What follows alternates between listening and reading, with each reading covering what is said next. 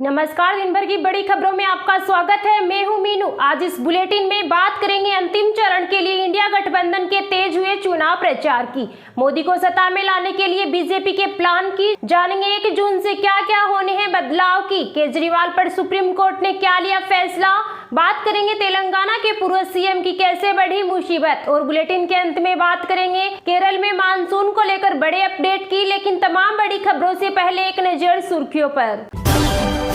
Karnataka sex scandal में पूर्व प्रधानमंत्री के पोते प्रज्वल रेवन्ना के खिलाफ जारी हुआ अरेस्ट वारंट, गृह मंत्री बोले किसी से मिलने की नहीं होगी अनुमति।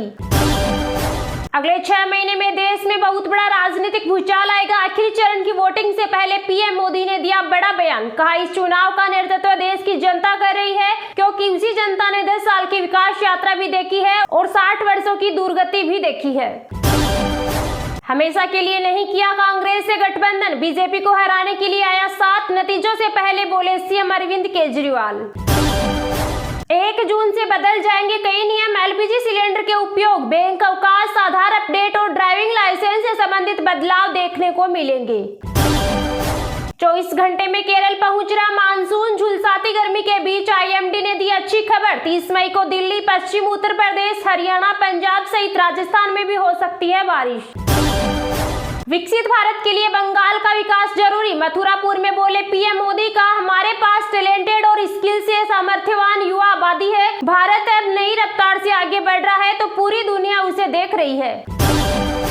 इंडिया गठबंधन की सरकार बनते ही होगा किसानों का कर्ज माफ, पंजाब में राहुल गांधी का बड़ा ऐलान, कहा हम केवल एक बार किसानों का कर्ज माफ नहीं करेंगे, इसके लिए हम एक आयोग बनाएंगे, किसानों को जब भी कर्ज माफी की जरूरत होगी तो आयोग सरकार को बताएगा और हम कर्ज माफ करेंगे।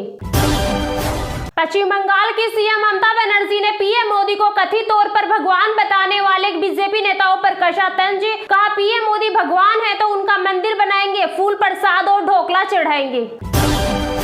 आपकी बड़ी मुश्किलें, 2 जून को दिल्ली के सीएम अरविंद केजरीवाल को करना होगा सरेंडर, सुप्रीम कोर्ट रजिस्ट्री ने नहीं स्वीकारी और मोहलत की याचिका।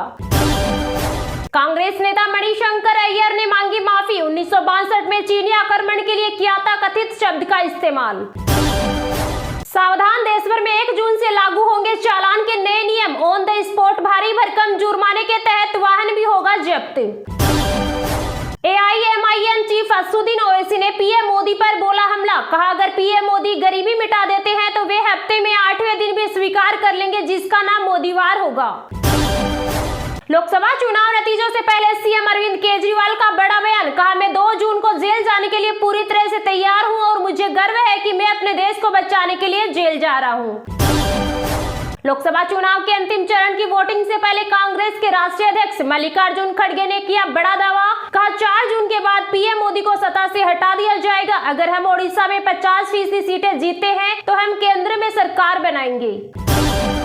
पीएम मोदी ने किया दावा, कहा ओडिशा के सीएम की बिगड़ती तबीयत के पीछे हो सकती है साजिश, कराएंगे जांच। नवीन पटनायक का जवाब, चिंतित है तो फोन लगाकर पूछ लेते। स्वाति मालीवाल मामले में यूट्यूबर ध्रुव राठी के खिलाफ भी दिल्ली पुलिस उठा सकती है कदम, जर्मनी से भारत के खिलाफ चला रहा है प्रोपेगेंडा। समाजवादी पार्टी के नेता आजम खान की पत्नी तंजीम फातिमा जेल से रिहा, कहा अन्याय की हार हुई और न्याय की जीत। अग्निवीर योजना को रद्द करेंगे, पंजाब में रोड शो के बाद अचानक बलिदानी अग्निवीर अजय कुमार के घर पहुंचे राहुल गांधी, बंद कमरे में परिजनों से की बातचीत। दिल्ली के मुख्यमंत्री अरविंद केजरीवाल ने की बड़ी भविष्यवाणी, कहा मुझे लगता है कि हम पंजाब की 13 में से 13 सीटों पर जीत दर्ज करेंगे, क्योंकि यहाँ के लोगों ने अपना मन बना लिया है, हमारी सरकार ने पिछले 2 सालों में यहाँ बिजली मुफ्त दी है।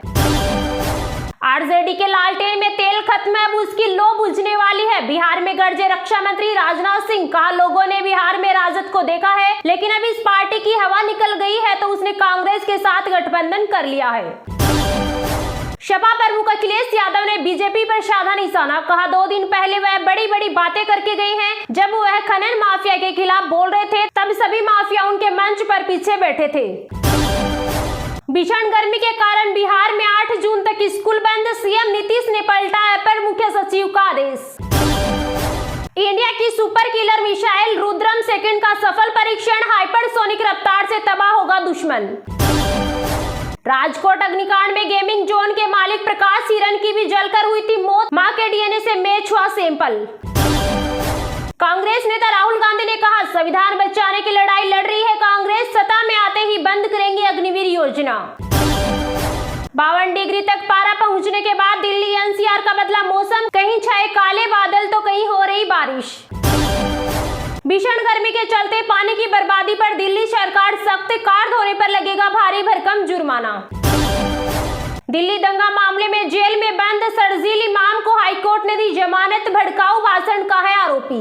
ये तो थी सुर्खियां। आप जानते हैं आज की कुछ महत्वपूर्ण खबरों को विस्तार से, लेकिन अभी तक आपने इस वीडियो को लाइक नहीं किया तो लाइक कर दीजिए। इंडिया गठबंधन की सरकार बनते ही होगा किसानों का कर्जा माफ। पंजाब में राहुल गांधी का बड़ा ऐलान, कहा हम केवल एक बार किसानों का कर्ज माफ नहीं करेंगे, इसके लिए हम एक आयोग बनाएंगे। किसानों को जब भी कर्ज माफी की जरूरत होगी वो आयोग सरकार को बताएगा और हम कर्ज माफ करेंगे। लोकसभा चुनाव 2024 के सातवें और आखिरी चरण के लिए सभी सियासी दलों ने अपनी ताकत झोंक दी है। इसी बीच कांग्रेस नेता राहुल गांधी ने बुधवार को पंजाब के लुधियाना में एक रैली को संबोधित किया। राहुल गांधी ने इस दौरान किसानों को एक बड़ा वादा किया। उन्होंने इंडिया गठबंधन की सरकार बनने के तुरंत बाद किसान कर्जा माफी आयोग बनाने की बात कही। राहुल गांधी ने किसानों की कर्ज माफी का ऐलान करते हुए कहा कि जैसे ही इंडिया गठबंधन की सरकार बनेगी हम किसानों का कर्जा माफ कर देंगे। उन्होंने कहा, ठीक उसी तरह जैसे वो अरबपतियों का कर्ज माफ करते हैं। कांग्रेस सांसद ने कहा कि हम केवल एक बार किसानों का कर्ज माफ नहीं करेंगे, इसके लिए हम एक आयोग बनाएंगे जिसे किसान कर्जा माफी आयोग कहा जाएगा। उन्होंने कहा कि किसानों को जब भी कर्जा माफी की जरूरत होगी वो आयोग सरकार को बताएगा और हम कर्ज माफ करेंगे। उन्होंने आगे कहा,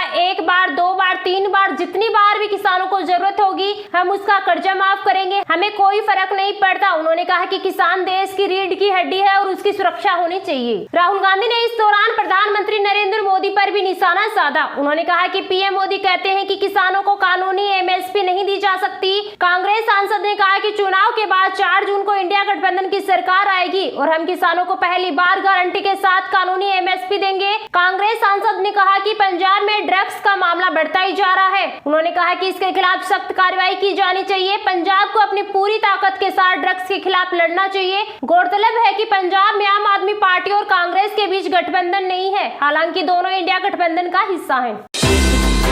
दिल्ली के मुख्यमंत्री अरविंद केजरीवाल ने की बड़ी भविष्यवाणी, कहा मुझे लगता है कि हम पंजाब की 13 में से 13 सीटों पर जीत दर्ज करेंगे क्योंकि यहाँ के लोगों ने अपना मन बना लिया है। हमारी सरकार ने पिछले 2 सालों में यहाँ बिजली मुफ्त दी है। पंजाब में लोकसभा चुनाव के लिए 1 जून को होने वाले मतदान से पहले आम आदमी पार्टी के राष्ट्रीय संयोजक और दिल्ली के मुख्यमंत्री अरविंद केजरीवाल ने बड़ी भविष्यवाणी की है। अरविंद केजरीवाल ने कहा, पंजाब में 13 की 13 सीट पर जनता मन बना चुकी है क्योंकि पिछले 2 साल की हमारी सरकार ने काफी काम किया है। दरअसल अरविंद केजरीवाल पंजाब के जालंधर पहुंचे थे, जहां उन्होंने टाउन हॉल में शिरकत कर व्यापारियों से बातचीत की। अरविंद केजरीवाल ने कहा कि जब दिल्ली का चुनाव खत्म करके पहली बार पंजाब आया तो मैंने यहां व्यापारियों और उद्योगपतियों के साथ कई मुद्दों पर चर्चाएं की। दिल्ली के मुख्यमंत्री अरविंद केजरीवाल ने कहा, मुझे लगता है कि हम पंजाब की 13 में से 13 सीटों पर जीत दर्ज करेंगे क्योंकि यहाँ के लोगों ने अपना मन बना लिया है। हमारी सरकार ने पिछले 2 सालों में यहाँ बिजली मुफ्त दी है, साथ ही हम यहाँ स्कूल बना रहे हैं और युवाओं को रोजगार दे रहे हैं। हम मोहल्ला क्लिनिक बना रहे हैं, स्कूल अस्पताल बना रहे हैं, लोग बहुत खुश हैं, इसलिए हम सभी 13 सीटें जीतेंगे।